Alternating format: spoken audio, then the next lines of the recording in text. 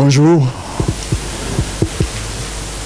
Tout d'abord, j'aimerais vous souhaiter une chaleureuse bienvenue à Caux en tant que participant à la 4e séance de l'Académie internationale d'été organisée par l'Institut pour la transformation des conflits et la construction de la paix.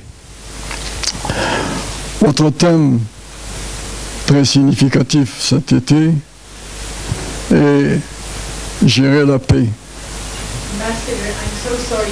Could you speak a bit more into the microphone? I thought I was speaking closer to the phone. Sorry. Je répète que je vous souhaitais la bienvenue. Vous m'entendez maintenant? Do you hear me?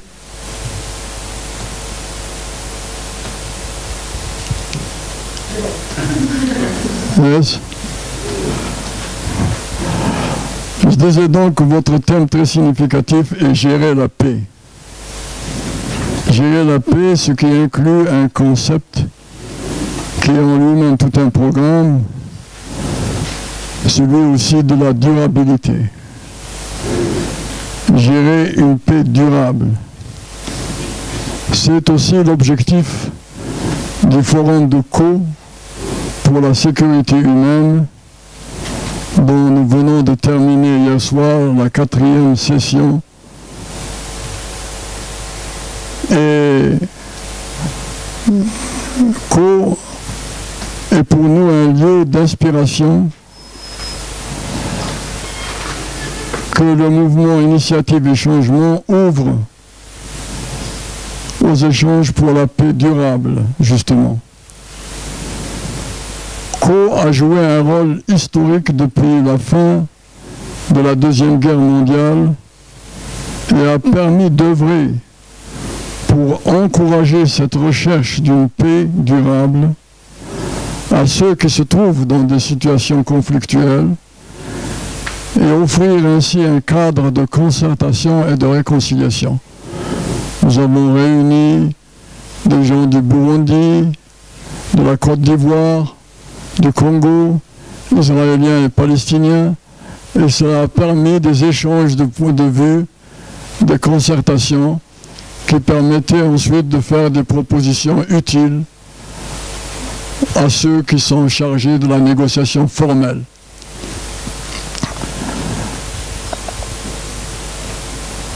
La durabilité fait justement partie du programme de l'Institut où il s'agit, je cite, de pouvoir gérer de manière efficace et durable la construction de la paix. Fin de citation.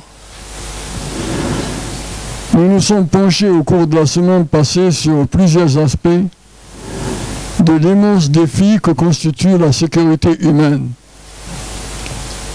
La sécurité humaine. Les thèmes évoqués étaient la bonne gouvernance, la guérison des blessures du passé, très important, l'économie inclusive, le développement durable et enfin le dialogue entre les cultures. Dans les cultures monothéistes, nous avons l'habitude de chercher comment se manifeste le démon, ou le diable si vous voulez. Il faut simplement reconnaître que ce démon est dans l'insécurité humaine. Il est dans l'incertitude du lendemain, dont nous sommes en partie responsables, et par réaction à cette incertitude, dans ces vagues de fondamentalisme de tout genre, qu'on appelle le néoconservatisme ou l'intégrisme, et qui signifie en même temps un certain désarroi et une profonde insécurité. Le démon est par exemple dans les armes destructrices que nous amassons sottement et déployant de par le monde, en essayant de les justifier par la peur. C'est tant que le budget consacré à la défense dans le monde est d'environ 1500 milliards de dollars, alors que l'aide au développement est moins de 100 milliards. Nous dépensons donc 15 fois plus à nous armer qu'à nous entraider. C'est absolument insensé et très souvent un obstacle à la résolution des conflits. J'en ai eu une amère expérience dans mon rôle de médiateur de conflits en Afrique, où parfois on arrivait à un accord entre les parties en conflit et quelques jours après on apprend qu'une des parties changeait d'avis parce qu'il venait de recevoir des armes. Le démon est aussi dans la dégradation de l'environnement, qui est une menace pour nous tous, riches et pauvres, dans la destruction de la couche d'ozone et la pollution, qui est souvent la cause profonde de beaucoup de conflits. C'est l'exemple de la Somalie où j'ai été représentant du secrétaire général pour essayer de trouver une solution. La sécheresse qui frappe ces jours-ci la Corne de l'Afrique, plus de 10 millions d'habitants dans la région de la Corne de l'Afrique sont touchés par cette catastrophe. Voilà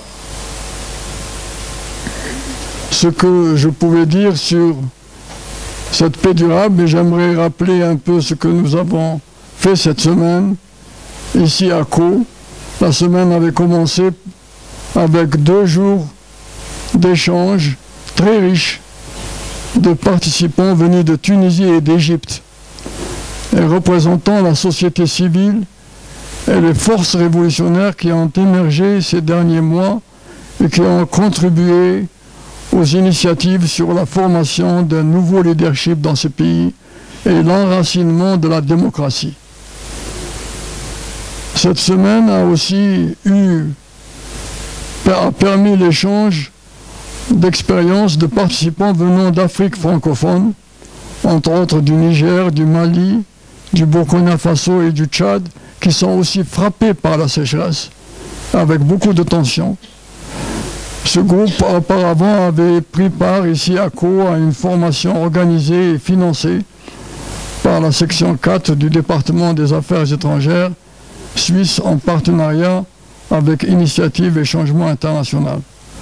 Je pourrais vous dire encore bien plus au sujet de ce forum qui me tient à cœur et aussi au propos des thèmes dont vous allez discuter, mais le temps est limité.